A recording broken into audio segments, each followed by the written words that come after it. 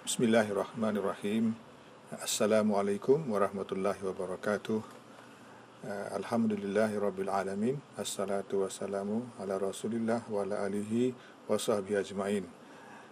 Mr. Chairman, thank you very much.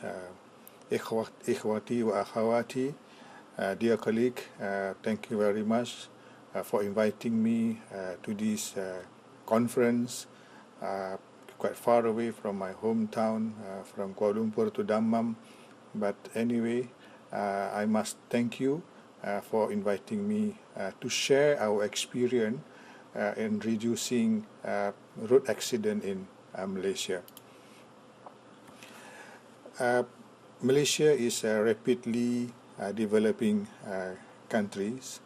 You can see the number of cars on the road is increasing very, very fast. In 1995, there was one car for every 3 people, but now two cars for every 3 people. So you just imagine the number of people is keep on increasing, and the number of car as compared to the number of people become double.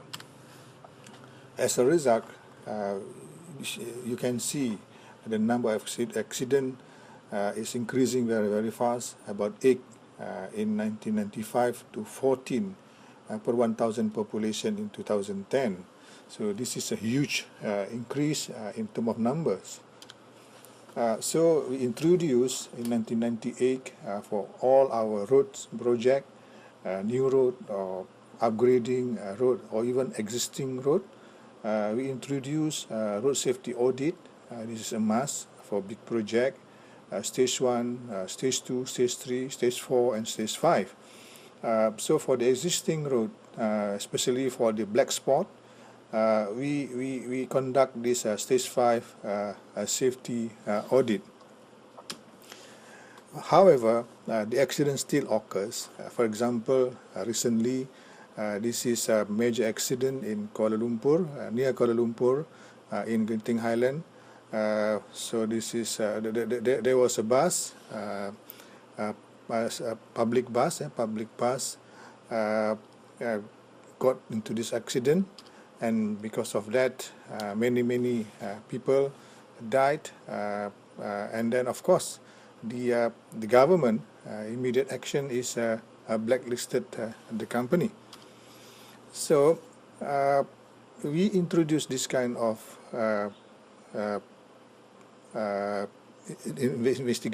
accident investigation. This is quite old method, but we still use this one, pre-crash. This is for prevention, and crash for injury prevention, and post-crash for life-sustaining. So, for example, for pre-crash crash prevention, we look into human factors. For example, information, attitude, impairment, police enforcement. This is human factors. In vehicle and equipment factors, roadworthiness, lighting. Sometimes because of the dark area, the driver could not see the road properly. The braking system, speed. Sometimes we reduce the speed limit in our road, in our highway. And environmental factors like road design and layout.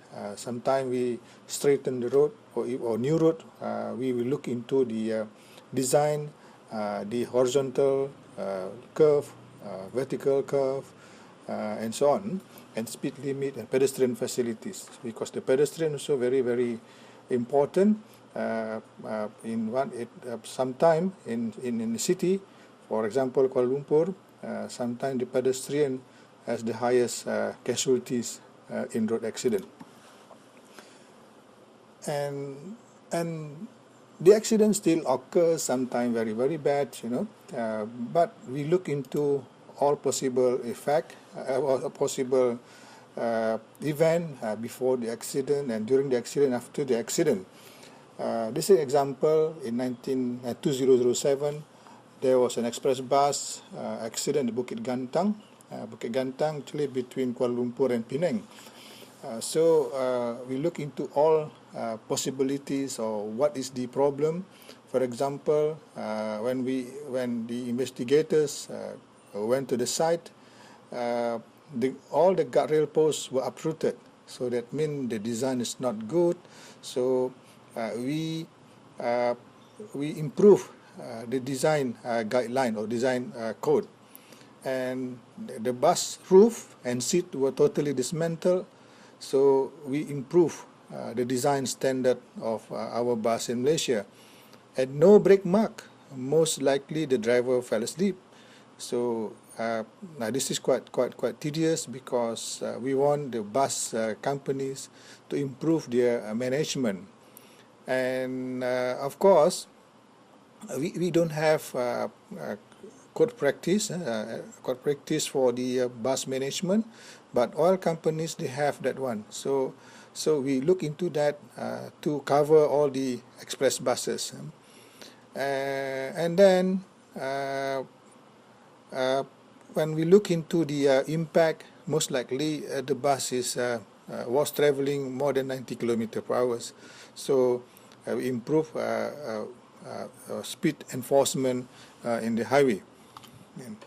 So you can see in the job, in any kind of job, the most riskiest sleeping problem is actually the bus driver.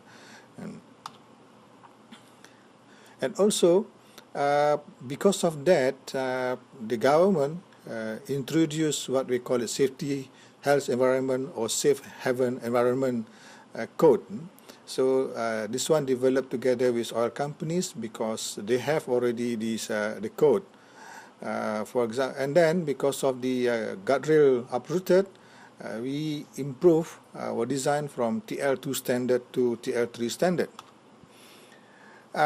Of course, there was still accident. Like in this case, an express bus hit a tanker from behind, and all the seat were uprooted, and because of that, the seat design improve. We improve the code of practice for the seat design to conform to UN ECE number 80. And of course, when we talk about accident prevention, we cannot work in silos. So we have many parties, many organizations involved in this accident. So we have to work together.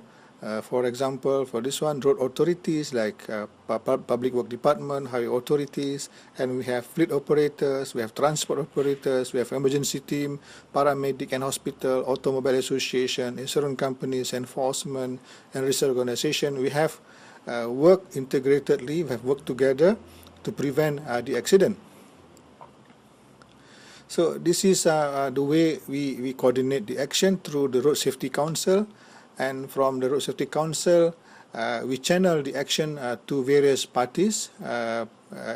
So the action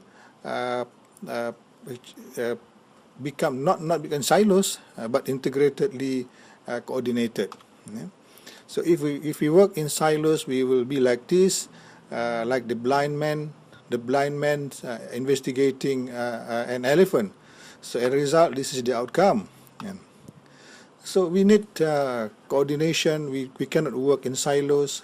So actually the government, to coordinate the work, the government set up this road safety department, and then coordinate all the action, and then this Malaysian Institute of Road Safety Research.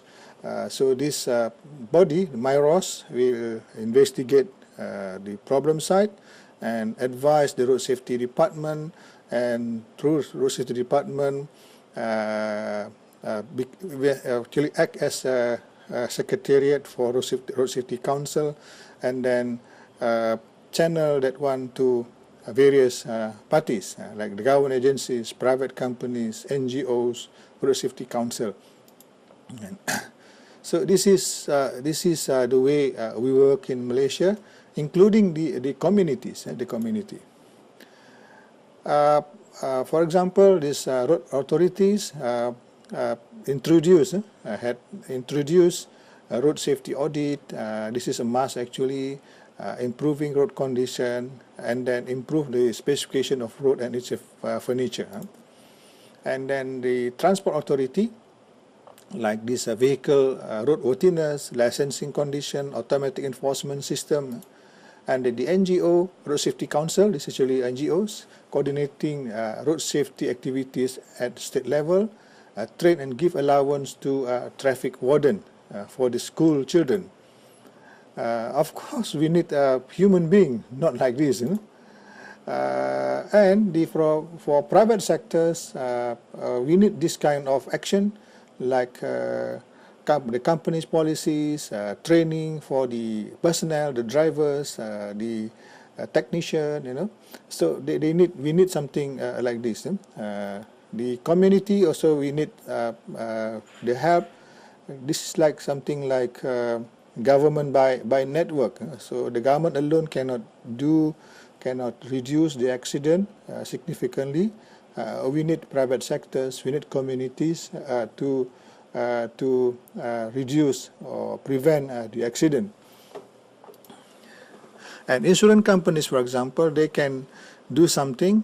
For example, here in Malaysia, giving away safety helmet, reflective stickers, child safety seat, or train their employers become trained safety ambassadors, road safety awareness campaigns, sponsoring research in road safety in universities and various parties. This is, for example, Alliance company, one of the insurance company in Malaysia. They are giving away this helmet, safety helmet for the children. And also this awareness campaign in school, again in the school. And car manufacturer also very, very important. They can give free inspection usually before Hari Raya. We call it Hari Raya, before Idul Fitri. Idul Fitri after Ramadan. We have Idul Fitri celebration in Malaysia. I think in Saudi also the same thing. After 30 days of fasting, we have Idul Fitri, celebration. So in Malaysia, usually people from the city will go home to their hometown. So before that, car manufacturer give free inspection, giving away back seat belt, safe drive training, road safety campaign at school, sponsoring road safety research, car design, for example, and voluntarily send their car for crash test. This is an example. Pro2, one of our car manufacturer in Malaysia, they give free inspection during festive season. This is an example. Proton, our national car manufacturer. This is the former MD, managing director of the company. Give away about more than 200,000 back seat belt, and give training for the young drivers. And Pro2, the second car manufacturer in Malaysia, also have their program, something like this, road safety campaign at Bukit Beruntung School. And then, of course, they have a program, contest, so to create awareness among the children. And motorcycle manufacturer also play their roles, because most of the accident in Malaysia is actually involving motorcycles. As you can see here, the number of accident, the red one is other road users, the blue one is motorcycle. Actually keep on increasing quite fast compared to the rest for the other road users. So we have to target our campaign to them, and the motorcycle manufacturers must contribute to the campaign. So as you can see here, a lot of accident involving motorcycle. So usually during the festive season, the motorcycle manufacturer give free inspection because the youngsters like to use motorcycle to go back to the hometown, or they can give discounted part and tires. And oil companies also play important role. like Petronas introduce this coffee break campaign, keeping you awake. Once you stop at the petrol station, they give you this free coffee to keep you awake. And also give a free oil, free petrol for the ambulance to inspect or to help the victim of the road accident in our highway. Advertising companies will play an important role. They can design and construct pedestrian bridge. In return, exclusive right to put advertisement panel given to them. And community base also very, very important. Community in a school neighborhood. So the main concept actually like this, from the people, for the people. So MIROS has developed, MIROS actually our Institute of Road Safety Research, developed a framework, a code of practice and guideline for the community involvement. So it started from Putrajaya. So this is an example in Putrajaya where the community create this safe pedestrian crossing for the children. And in 2012, MIROS create this crash test lab, and car manufacturers, especially Malaysian manufacturers, voluntarily give their car for the testing. For example, this is our national car, Proton, and also other manufacturers like this one, Toyota. So by doing this, they can tell their client or the buyers their car is very good, a 5-star rating or 4-star rating, and of course this has become their campaign to say their car is very good and safe. So we have this Op Selamat, the same is Selamat which in your language in Saudi. Safe, Selamat, that means safe. So this is operation of safety, road safety, usually 1 week before the festive season, before the Eid Aidilfitri or Chinese New Year, and 1 week after that. So all these parties, Road Transport Department, Army of Medicorp, oil companies, licensing board, tire manufacturers, car manufacturers, motorcycle manufacturers, insurance companies, NGOs, police department, they come and work together to reduce the accident. So we managed to reduce the accident within the festive season from 350 to 200 last year. So this is the operation, the police. This is the NGOs and giving away goodies, awareness campaign for the motorcycle users and drivers. And now, as you can see here, the accident rate actually is keep on reducing year by year. So, jazakumullah khairan, syukran, terima kasih, thank you very much.